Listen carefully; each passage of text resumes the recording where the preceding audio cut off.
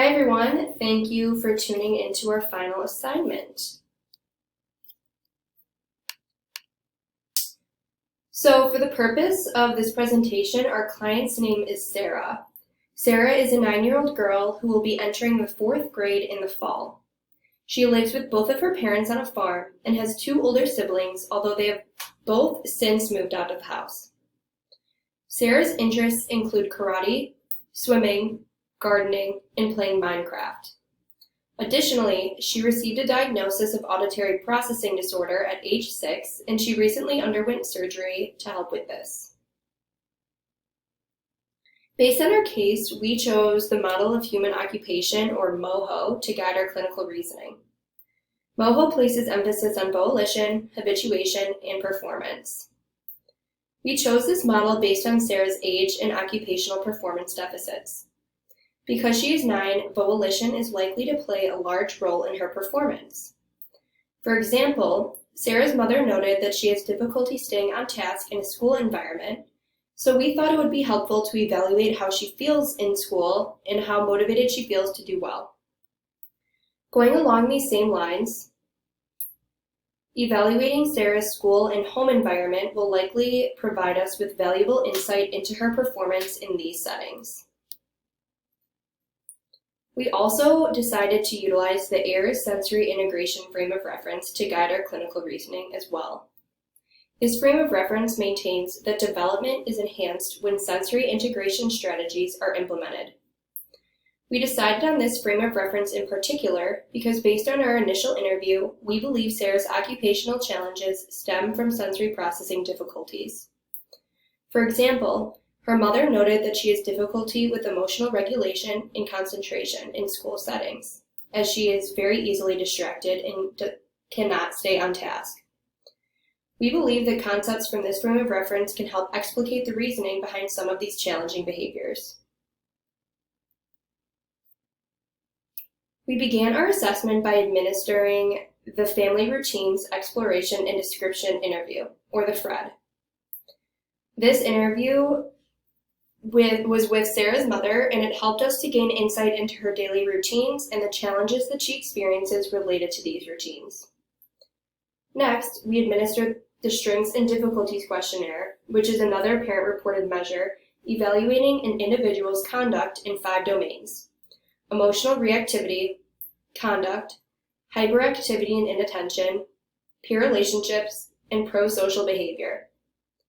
There is also a section in this assessment for parents to indicate how long the difficulties have persisted and which areas of the child's performance are impacted by their behavioral concerns. Following the SDQ, we administered the Child Sensory Profile 2. We selected this measure because, as mentioned, we believe some of Sarah's occupational performance issues are related to sensory processing challenges, and we wanted to have a greater understanding of how she processes different stimuli. The SP2 evaluates a child's sensory processing patterns in 9 domains, including auditory, visual, touch, movement, body position, and oral sensory processing, as well as the child's conduct and social-emotional response associated with sensory processing. Lastly, we contrived a taste test for Sarah to participate in. Sarah's mother indicated that she's very picky and demonstrates difficulties during mealtime, so we thought a taste test incorporating foods with different oral input would be interesting and would tell us more about her sensory processing patterns related to food and her behaviors at mealtime.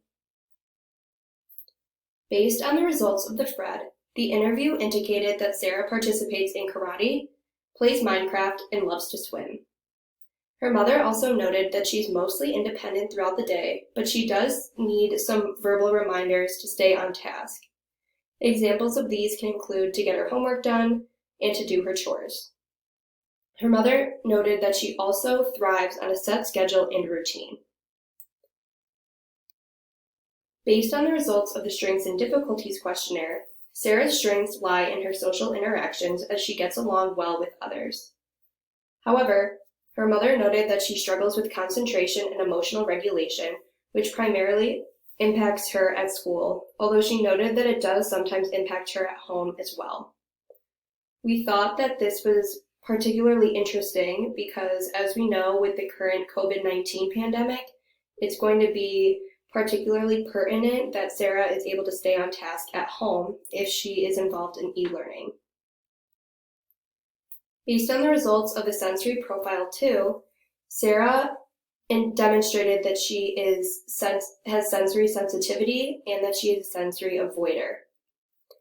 Although she scored similar to others in most of the domains, she scored much more than others in terms of her social emotional behaviors, which aligns with what Sarah's mother indicated, that she has difficulty processing some of her emotions and has high anxiety. And then again, as we noted, these results align with her mother's reports of attentional difficulties, high distractibility, and emotional sensitivity. Based on our activity observation, Sarah demonstrated oral processing patterns that aligned with the results of the SP2. Although Sarah scored similar to her peers on the SP2 in terms of her oral processing patterns, she did demonstrate that she was picky and avoided foods with high sensory input, which we observed when she disliked or avoided these foods. And examples of these foods were pineapple and sour gummies. We also noted that she refused to try foods that were unfamiliar to her.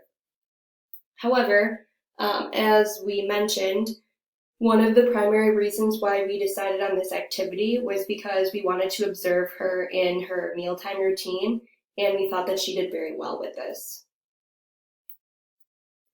So now let's dive into the long-term and short-term goals that we contrived based on this case. Long-term goal number 1 was that Sarah will independently stay on task for the duration of a 30-minute classroom activity 4 out of 5 school days within 12 months. The short-term goals related to this long-term goal is that Sarah will stay on task for the duration of a 30-minute classroom activity with the use of a lap pad in 4 out of 5 school days within 2 months. And then short-term goal 2 is that Sarah will independently stay on task for the duration of a 15-minute classroom activity in 4 out of 5 school days within 3 months. We decided on this goal because we thought that as Sarah's entering the 4th grade, it will be particularly pertinent as she gets older that she's able to stay on task and concentrate for classroom activities. And her mother, as well as her teachers, have indicated that this is a problem area for her. Long-term goal 2 is that within 12 months, Sarah will independently use a self-selected strategy to return to a calm state within 10 minutes following frustration during homework time 4 out of 5 school days. The short-term goals related to this long-term goal was that Sarah will return to a calm state within 10 minutes following frustration during homework time in 4 out of 5 school days with no more than 2 verbal cues within 2 months, and that Sarah will independently use a self-selected strategy to return to a calm state within 10 minutes following frustration during homework time in 2 out of 5 school days within 3 months. And we selected this goal because Sarah's mother has indicated that she has difficulty processing her emotions, and these difficulties were also demonstrated on the results of the SP2, as she does not process emotional regulation as well as others her age. And then lastly, the long-term goal 3 is that Sarah will independently initiate and complete a homework assignment with no verbal reminders 3 out of 5 school days within the next 12 months. And the short-term goals related to this long-term goal is that Sarah will use a visual schedule, or checklist, to sequence steps for completion of a homework assignment in 2 out of 3 opportunities within 2 months, and that Sarah will initiate and complete a homework assignment with no more than 2 verbal reminders 2 out of 3 times a school week within 3 months.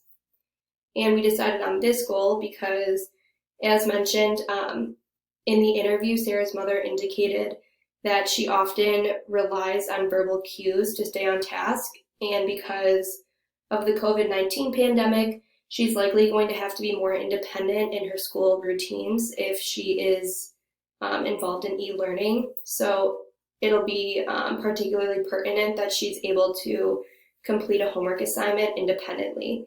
And in addition, this is also just an expectation that comes with age.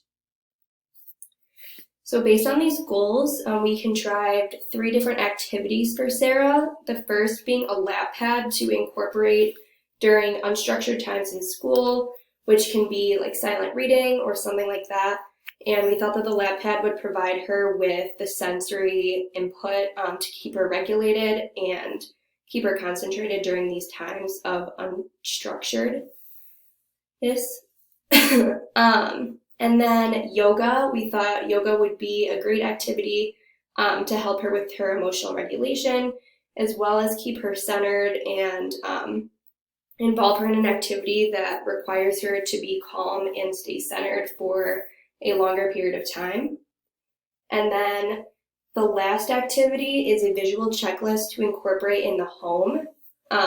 As Sarah's mother mentioned, she does really well with the routine. And if she's going to be involved in hybrid learning, so a checklist may help keep her on task and remind her of the things that she needs to be doing throughout the day. And here are our references, and thank you for listening.